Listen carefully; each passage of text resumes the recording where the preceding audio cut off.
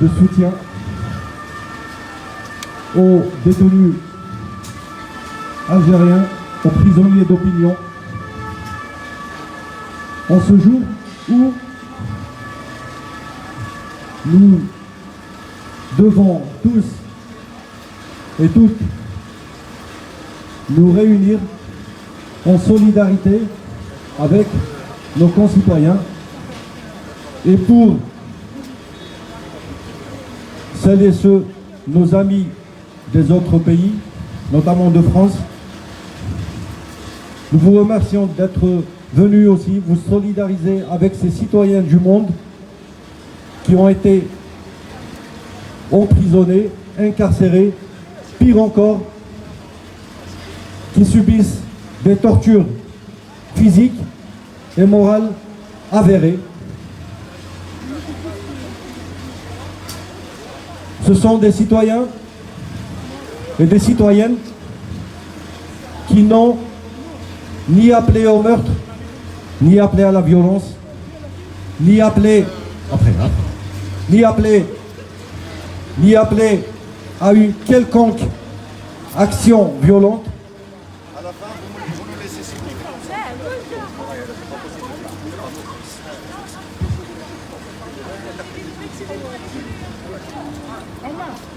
Ils ont envoyé de l'argent pour... Donc, je disais que ces citoyennes et citoyens algériens n'ont fait qu'exprimer leurs opinions pacifiquement. Certains ont manifesté dans la rue tout en scandant la Silmia, qui signifie pacifique. Nous sommes pacifiques. Ils étaient pacifiques, ou bien ils sont pacifiques parce qu'ils savent que l'action violente ne mène nulle part. Bien au contraire, l'action violente peut engendrer un effet contradictoire, peut provoquer une régénérescence du système, comme ça a été le cas par le passé. L'action violente, généralement, est une action vaine. Et ces citoyennes et citoyens ont exprimé une opinion. Ces citoyennes et citoyens ont joui naturellement de leur droit de penser, de leur droit de conscience.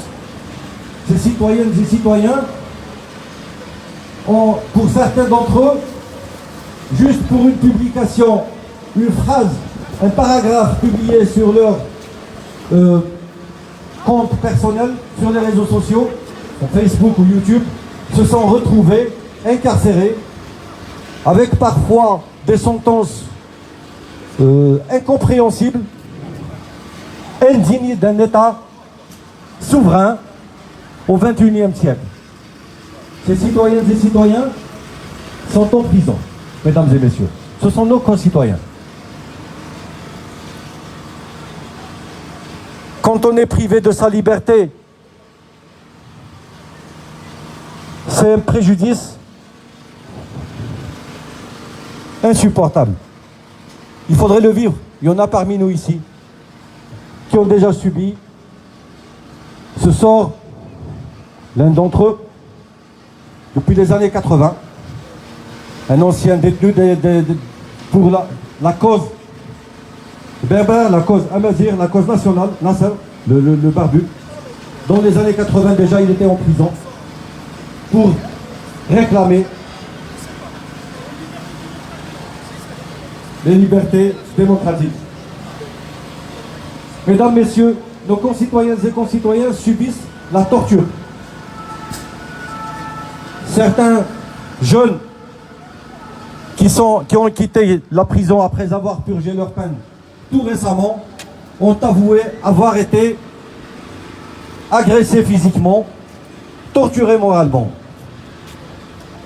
Et nous dénonçons ces exactions qui relèvent d'un autre âge, d'une autre époque révolue.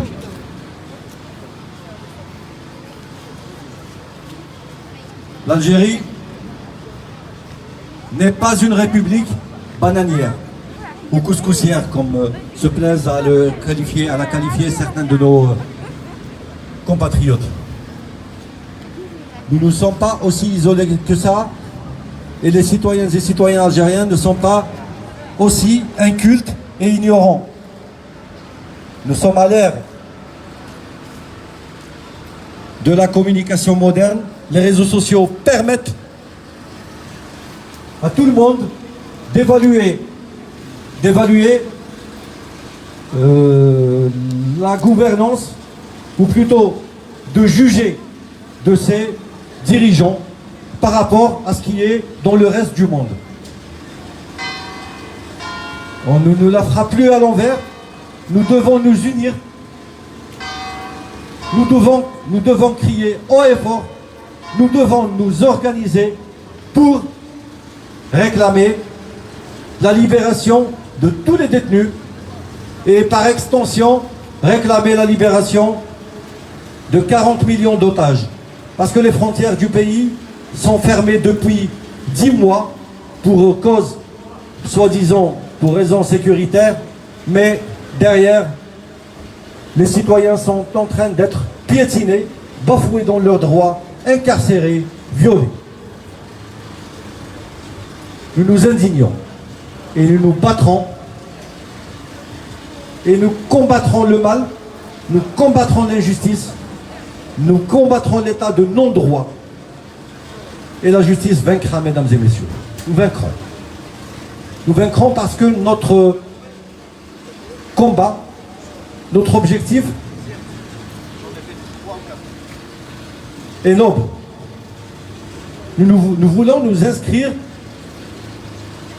dans cette humanité qui avance. Nous voulons nous inscrire dans cette voie du progrès, de la modernité. Encore une fois, je vous remercie d'être là.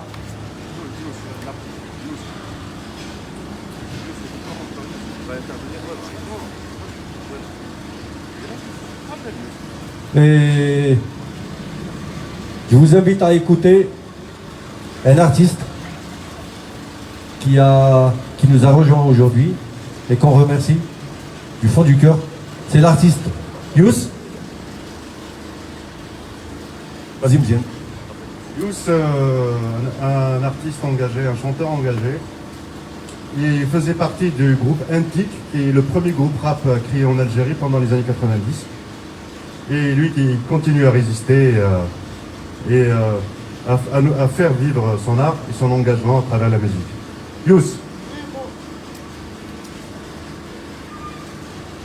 Azoul, bonsoir tout le monde.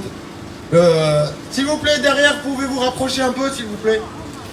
Donc, moi, je suis très heureux de venir rejoindre toute l'équipe ici, parce que c'est pour une noble cause, c'est pour défendre tous ces gens-là qui se battent pour nous tous, et non pas pour eux-mêmes. Donc, je suis très fier d'être là aujourd'hui, pour essayer, comme on dit, d'apporter ma pierre à l'édifice. Donc voilà. Est-ce que tu peux baisser un petit peu le micro, s'il te plaît?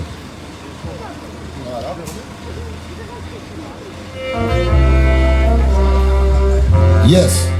Tu peux baisser un peu le micro? Baisse un peu le micro. Yeah. Baisse. Ce morceau, il s'appelle Hurriya, la liberté.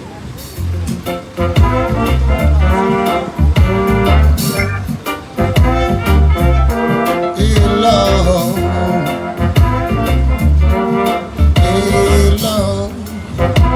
Free Algérie. Hurriya. انتي قطعت البحور على جالك انتيا هجرت بلادي وخليت كلش ملول ايه هي الحرية على جالك انتي قطعت البحور على جالك انتيا هجرت بلادي وخليت كلش ملول C'est l'histoire d'un naufrage prémédité. Récit tragique, navire sans équipage privé. Alerte rouge, SOS, personne répond en Mayday. La tension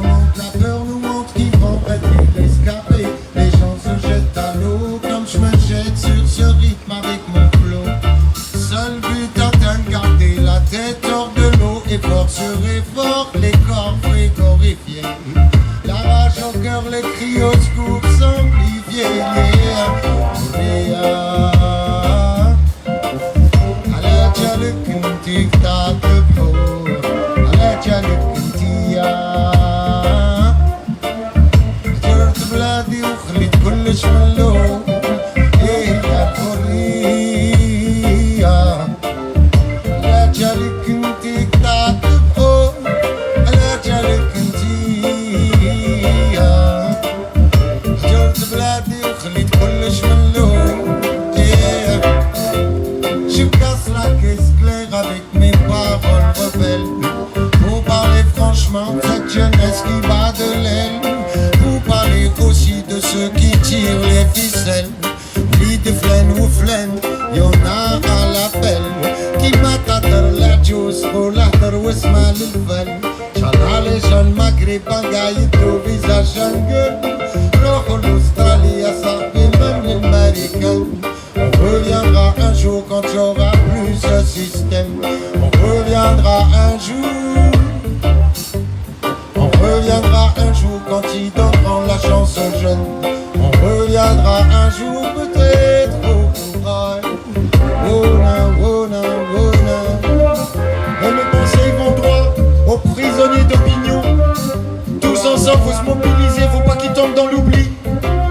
Tous les jours, des incarcérations, des interpellations, sans aucun motif, juste parce que les gens ont publié une opinion sur Facebook, sur Internet. Donc faut rester mobilisé, ne serait-ce que par le partage. Chacun doit se mobiliser comme il peut. Donc voilà mes amis. Don't give thanks and praise to the Almighty One, see?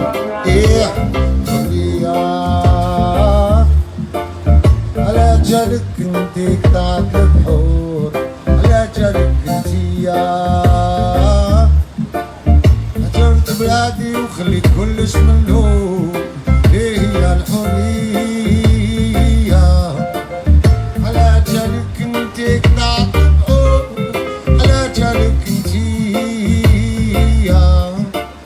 هجرت بلادي وخليت كلش ملهوب ايه حرية حرية حرية حرية لا جالك انتي لي جورناليست في الحباس حرية حرية حرية حرية لا جالك انتي لا جالك انتي حرية حرية حرية حرية لا جالك انتي لي جن رام في الحباس حرية حرية حرية حرية Don't give up the fight.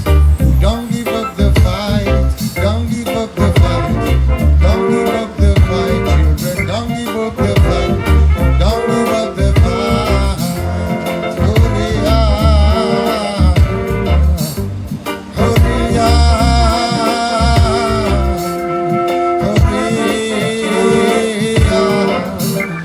hurriya. Pour tous les prisonniers d'opinion, merci à vous d'être venus aujourd'hui. J'espère que la prochaine manifestation, vous serez plus nombreux et plus nombreuses. Voilà, merci à vous les amis. C'était un plaisir pour moi de venir apporter ma pierre à l'édifice. Merci beaucoup les amis, merci. Merci Youssef, attaque Sahab. Telmer. Lalia. Lalia. Une combattante féministe de longue date aussi. En fait, elle fait partie de nos aînés, accent à la fin, et ES. Les aînés qui nous ont tracé la voie et dont nous en sommes fiers et dont nous nous revendiquons du combat. Nous suivrons votre combat jusqu'au bout de l'œuvre. Pouvez-vous en être fiers? Jusqu'au bout, oui. Bonjour à toutes, bonjour à tous.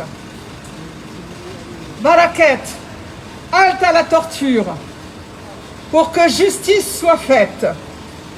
Walid Nakish quitte la prison d'El Harrach après 432 jours de détention arbitraire, ainsi que son co-détenu Kamel Ben Saad. Les révélations innommables du jeune étudiant Walid Nakish et le verdict requis par le procureur qui s'en est suivi ont glacé les âmes et les cœurs présents au niveau de la salle d'audience. En ce jour du 1er février 2021, à quelques jours de la date anniversaire du soulèvement populaire du 22 février 2019, le Hirak, où le peuple algérien est sorti pour exiger, entre autres, sa citoyenneté, sa dignité, le karama, ces révélations ont rapidement traversé les murs du tribunal criminel de Dar el-Beïda, suscitant l'émoi au sein de la population et les condamnations de toutes parts via la toile et la presse écrite.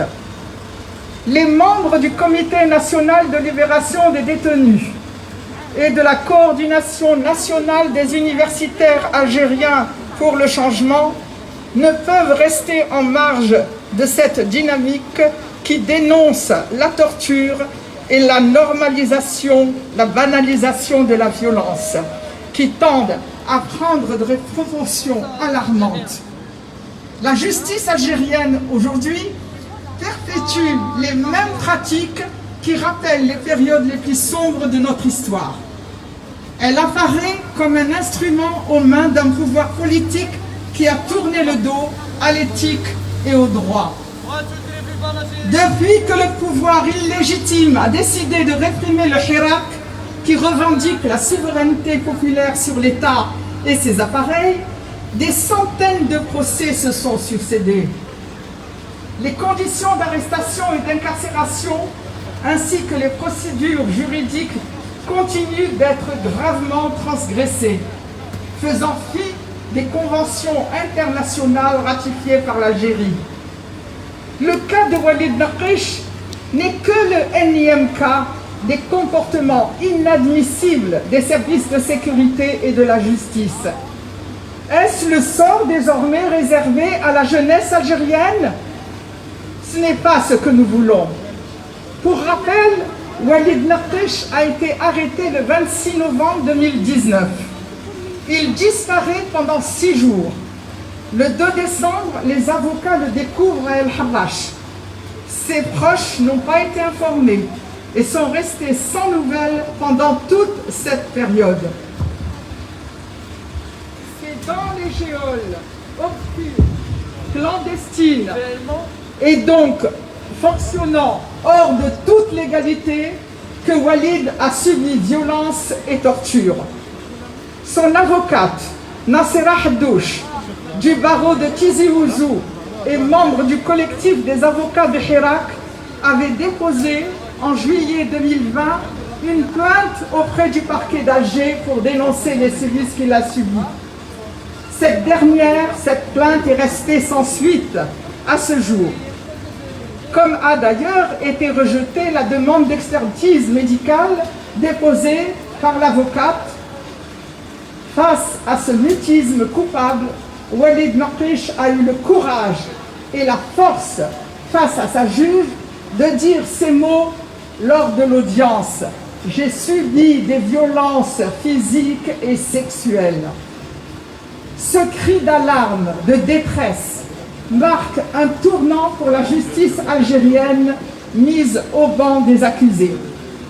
Nous ne pouvons que saluer le courage et la dignité de ce jeune étudiant. Il est pratiquement le seul détenu à avoir brisé l'omerta en déposant plainte contre ces tortionnaires qui sévissent en toute impunité. Walid Naqish a subi des préjudices moraux et corporels inacceptables de la part des services de sécurité.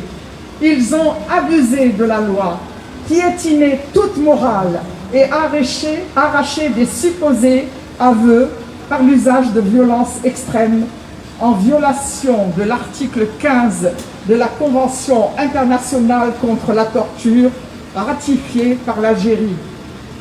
Les tortionnaires doivent être identifiés et extirpés du corps de l'État qu'ils déshonorent. C'est un truisme de dire aujourd'hui que d'autres abus ont été signalés par le passé. Nous ferons tout pour que la vérité éclate, que tous les dépassements soient identifiés et que les responsables et les acteurs de ces actes ignobles rendent des comptes devant la justice.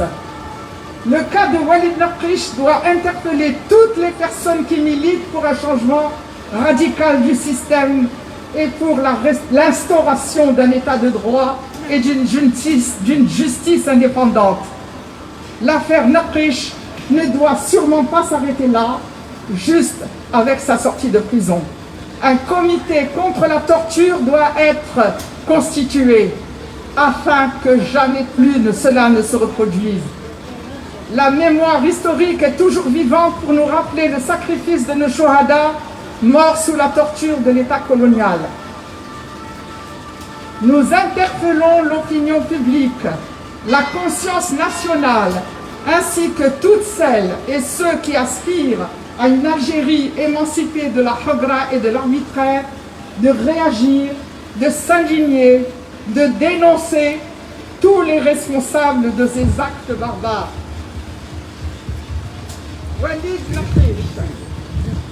Walid Naqish a clairement dit à sa sortie de prison « Oulesh smah oulesh ». Nous aussi, nous ne pardonnerons pas ceux qui ont abusé de leurs fonctions, piétiné lois et procédures, violé morale et éthique en usant de tortures physiques et sexuelles envers Walid Naqish et tout autre détenu doivent aujourd'hui rendre des comptes. Nous devons tous réagir. Indignons-nous, nous, universitaires, avocats, militants, engagés pacifiquement dans la révolution populaire et le combat démocratique. Refusons de nous taire. Le silence est mortel. La conscience d'une nation ne peut être la propriété de ceux qui font de la torture un acte légitime. Nous exigeons aujourd'hui la libération immédiate et inconditionnelle de tous les détenus du Hirak, leur réhabilitation et l'arrêt de toutes les poursuites judiciaires à leur encontre. Enfin, nous rendons un hommage à tous les avocats et les avocates du collectif de la défense des détenus, mobilisés et engagés bénévolement depuis le début du Hirak. L'histoire retiendra vos noms. Indignons-nous, nous serons toujours debout. Nous n'accepterons plus jamais ça. Merci beaucoup. Bravo, bravo. Merci Alia. Merde.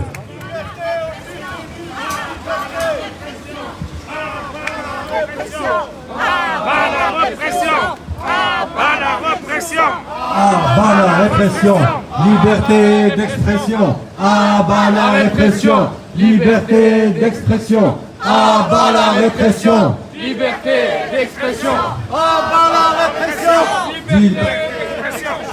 ah bas la répression, liberté d'expression. Ah bas la répression, ah bas la répression, ah bas la répression. Ah bas la répression. Le combat continue, mesdames et messieurs. Nous continuerons le combat. Nous ne sommes pas nés le 22 février 2019. Le 22 février 2019 n'est que la continuité d'un processus naturel de développement. En fait, c'est que l'Algérienne et l'Algérien, à tous ceux, en fait c'est un message lancé à tous ceux qui ont... Non, c'est bon, merci, merci Harry. À toutes celles et tous ceux qui veulent, qui les qualifient, pour certains d'ignorants, pour d'autres de sous-citoyennes et sous-citoyens, parce que le régime s'adresse au peuple, le régime s'adresse aux Algériennes et aux Algériens comme si c'était des moins que rien, des sous-citoyens ou des citoyens de seconde zone, ou bien ils ne le considèrent pas du tout. Le pays est fermé depuis 10 mois. Ceci en plus des cas d'incarcération et de torture dans les prisons. Mais eux, les familles des dignitaires du régime voyagent à bord de jets privés et voyagent comme ils veulent. Et ils n'ont pas changé leurs habitudes de vie. Ils sont toujours, voilà, ils jouissent des privilèges qu'offre l'état de non-droit. Mesdames, Messieurs. Deuxième.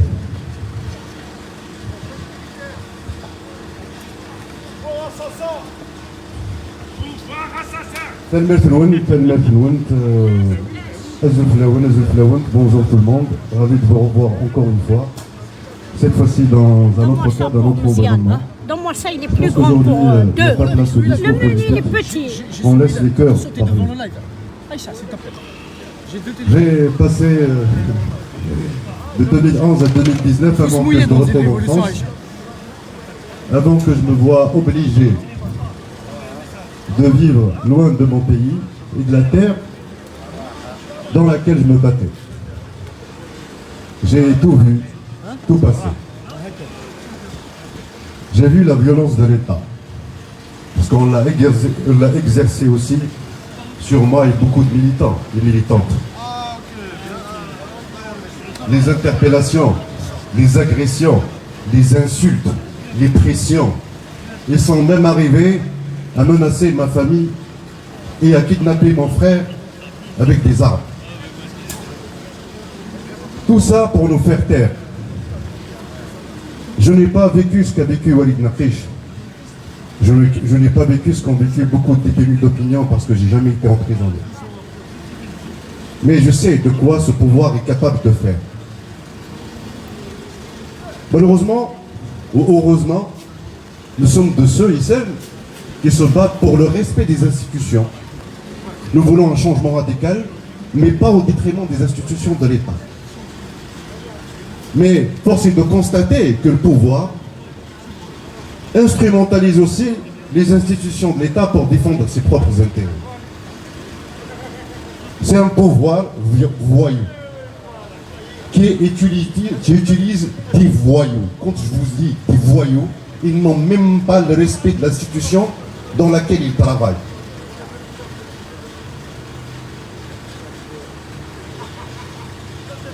Le rassemblement d'aujourd'hui, c'est pour dénoncer toutes les exactions du pouvoir algérien.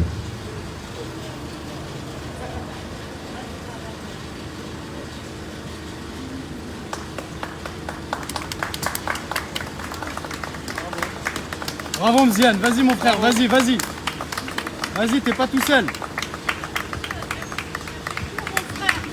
y a les hommes et il y a les femmes en Algérie. On est tous ici unis pour l'Algérie. Regarde son os.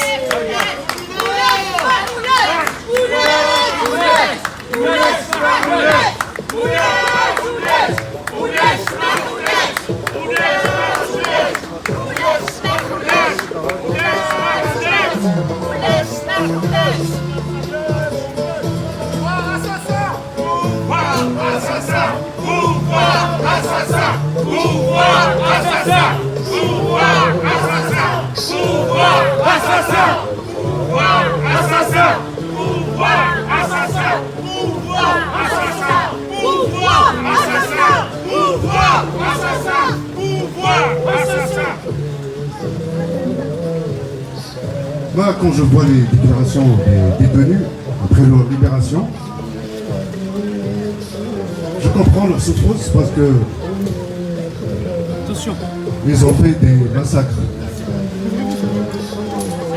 Je parle pas de dépression, je parle pas des agressions, je parle pas des menaces. On m'a interdit de quitter le territoire pendant 3 ans. Et au final, je me retrouve en France. Loin des liens, loin de la terre pour laquelle je me bats. Heureusement que je ne suis pas seul, vous êtes tous et toutes là, ensemble à mener le même combat.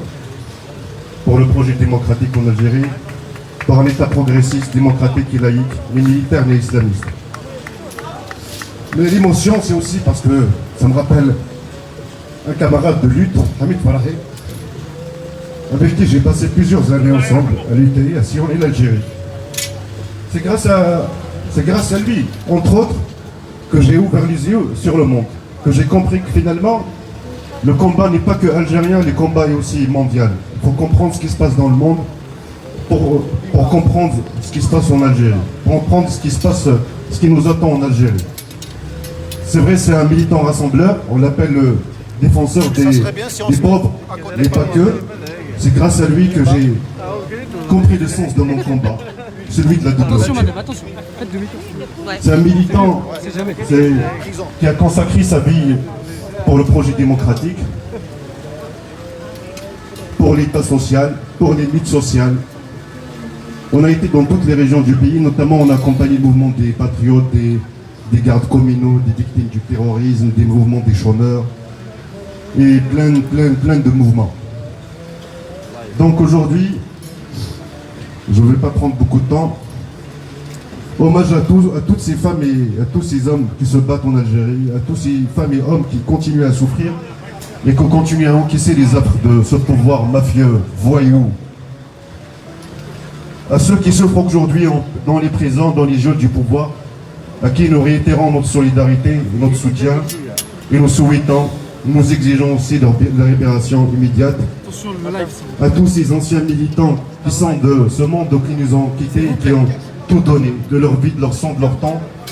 Et Dieu sait, aujourd'hui, on entend heureusement qu'il y a des Walid Nakish qui ont le courage de dénoncer ce qu'ils ont subi. D'autres femmes et hommes, militants et militantes, ont subi aussi beaucoup de choses.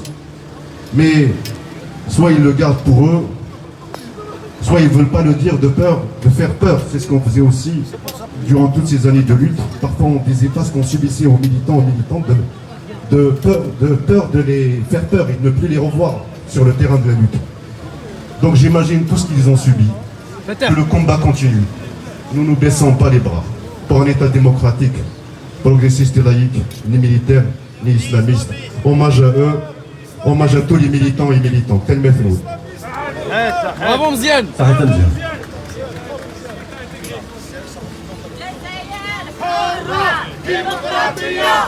جزائر حرة ديمقراطية جزائر حرة ديمقراطية جزائر حرة ديمقراطية جزائر حرة ديمقراطية جزائر حرة ديمقراطية تحيا الجزائر ويحيا الشعب الجزائري الحر وتحيا الجزائر حرة ديمقراطية وليحيا الشعب الجزائري الحر وتحيا إمازيغان تحيا ليبرتير là où on est vive Imazighan vive l'Algérie d'Amazigh. Bonjour tout le monde Azoul Filaouen. Bonjour mes frères مساء الخير عليكم جماعة الخير.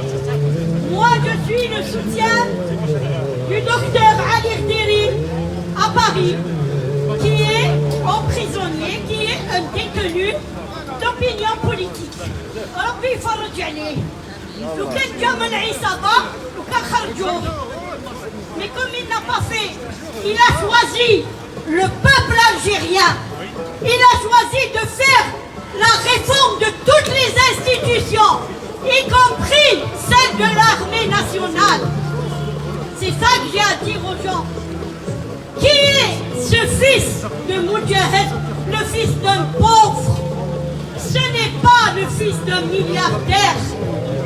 C'est le fils d'un homme qui était mineur dans les mines, mais qui a fait de son fils un général-major, de la pauvreté jusqu'à la hauteur. Il a donné son grand-père comme shahid, ses oncles, Chouhada connus, lui, son frère, de 14 ans tombé en champ d'honneur, son frère qui était colonel, ses deux frères dans l'armée, ses propres enfants dans l'armée. Comment voulez-vous qu'un homme qui dans sa progéniture à l'État algérien va trahir son pays? Non, il n'a jamais été. Il n'a jamais été avec l'Issaba. Il a fait ce que on lui a demandé, la réforme dans l'armée, dans l'Institut national, veut dire à 60 ans, tout le monde dehors, tout le monde à la retraite. Et ça a été c'est pour enlever toute cette carcasse qui est jusqu'à présent au pouvoir, qui sont là comme Issaba. Et qu'est-ce qu'ils lui ont fait? Ils l'ont emmené en prison. Pourquoi? Parce que c'est le seul qui a une étude et qui a fait un projet de société dans tout. Et bien sûr, il y a la nouvelle constitution pour la deuxième Algérie. À chaque fois qu'elle est imprimée en Algérie par l'édition La Route de la Soie, elle est saisie par les services. Pourquoi? Pourquoi, messieurs? Pour que personne ne lit le projet de la Constitution, la nouvelle Algérie. Pourquoi? Parce qu'elle a été faite et étudiée sur 130 constitutions. On a choisi la meilleure pour faire une seule constitution pour un siècle. Il n'y aura pas à chaque fois les constitutions. Président Niji petite constitution.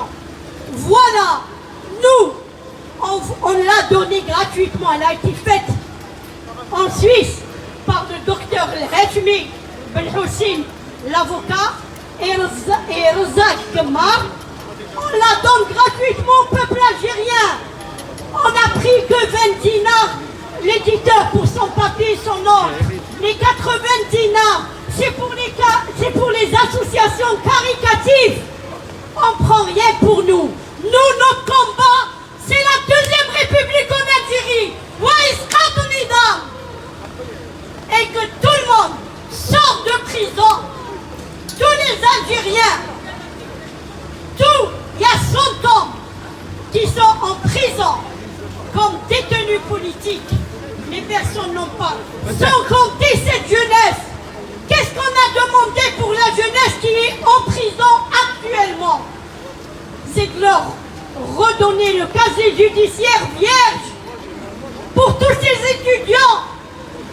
Pour tous les étudiants qui ont eu des amendes. Elles doivent être annulées. C'est pas toi aujourd'hui, Zermati, depuis hier, tu défends les prisonniers, Non, arrêtez. Arrêtez votre cinéma. Vous êtes toujours là, la mafia du pouvoir est toujours là, au pouvoir. Issaba de Bouteflika est toujours là. Rien n'a changé. Tant qu'il y a des arrestations, tant qu'il y a des arrestations arbitraires, tant qu'il y a des gens qui sont là, qui partagent des lives avec des gens en Algérie, une heure après, ils se retrouvent devant sa porte, on frappe à sa porte, c'est le DRS qui vient le prendre pour le mettre en prison. Ça veut dire quoi? On n'a plus la liberté d'expression. Et ça, c'est très grave. Si on n'a plus la liberté d'expression, nous n'avons plus de pays, nous n'avons plus de droits. Donc tout est bafoué encore une fois avec cette Issaba. Qu'est-ce qu'on demande? Que demande le peuple? Le peuple algérien, qu'est-ce qu'il a demandé? Il a demandé juste sa liberté d'expression et de vivre comme tout le monde. De vivre comme tous les pays du monde avec des droits et des lois. D'accord. On n'a pas de Attention, le live. d'être des milliardaires comme eux. On n'est pas des Algériens. Eux, ils vivent comme des Algérois et nous comme des Algériens, avec rien. Eh bien, nous aussi, nous allons vivre comme tous les Algérois. Tous l'Algérien, tous les Algériens, même ceux qui suivent, vont vivre avec leur richesse comme des Algérois. Donc, aujourd'hui, mon appel, s'il vous plaît, tous les Algériens doivent appeler à la sortie de tous les prisonniers. Et je vais vous lire, ça a été envoyé par une directrice de l'éducation l'éducation nationale qui est en retraite pour Walid. Pour Walid Nekich. Allez voir aujourd'hui. Aujourd'hui, je vais vous lire le grand hommage d'une éducatrice rend à Walid Nekich. Ce jeune étudiant dans les geôles qui enferme les hiérarchistes et qui a osé dénoncer en pleine audience de son procès les tortures qu'il a subies pendant ses premiers jours d'incarcération dans un commissariat. Cette dénonciation aurait été une grande banalité s'il n'avait pas ajouté que les services subis étaient doublés de viols et d'autres agressions sexuelles. Nous savons tous que ces pratiques innommables sont le quotidien de la plupart des détenus dans nos prisons, mais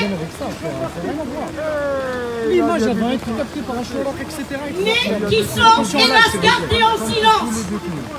En effet, dans une société où l'honneur, où le harma, la dignité sont en rigueur, on ne peut pas se permettre de porter flanc à la réprobation, la vendicité populaire et en s'aventurant à dénoncer ces faits, même si l'on est victime. Walid, ce étudiant, a osé parler.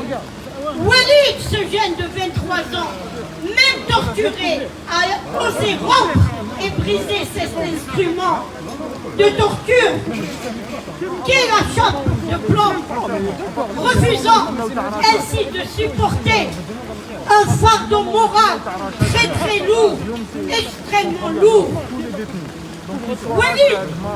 Walid, cet enfant de l'Algérie profonde a honoré les valeurs fondamentales, inculpé par ses parents modestes,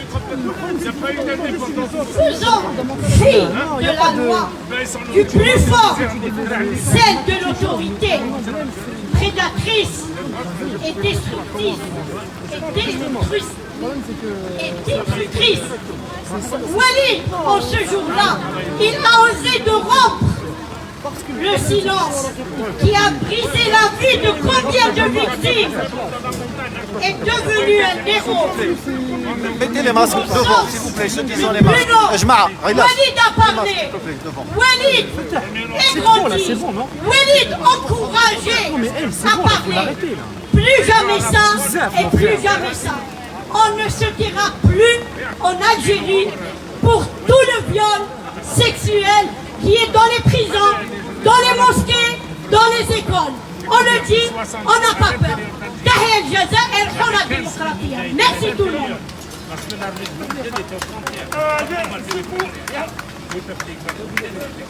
C'est pour prendre une photo avec des masques. On envoyait le droit de l'homme. De ce côté-là pour prendre des photos. Ils sont tous fumés.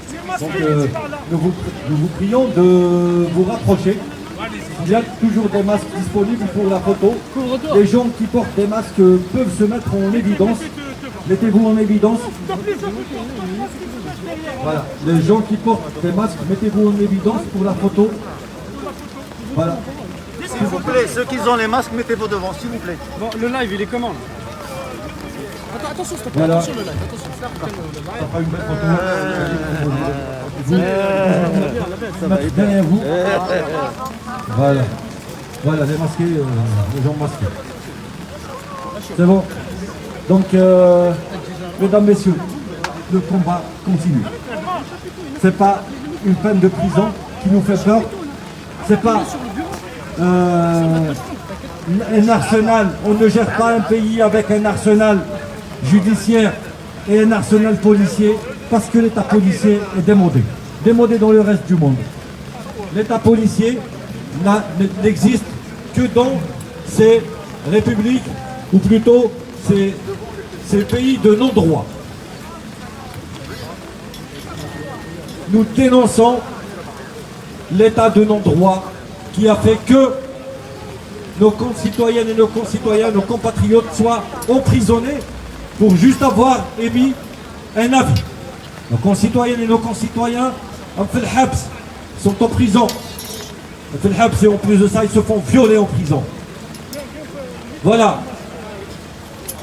Nos concitoyennes et nos concitoyens souffrent, leurs familles souffrent. Quelle est cette dignité? Comment qualifier un forfait pareil? Comment le qualifier, s'il vous plaît? Dites-moi, s'il vous plaît. Combien de temps devons-nous rester à subir ces exactions d'un autre âge? Et pourtant, l'Algérie ne se situe pas au fin fond de l'Amazonie ou en Afrique australe.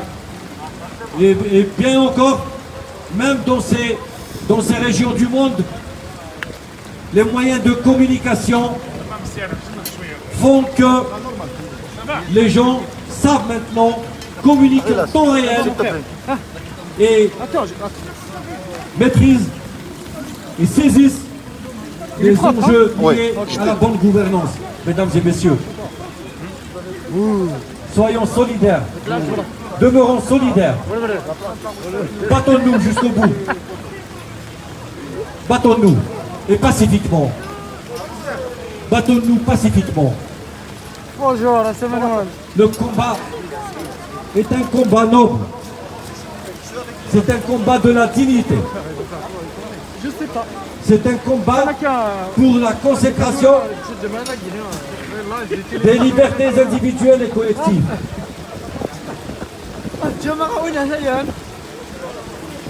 Je suis en live sur l'avant-garde. Si on abandonne le terrain, d'autres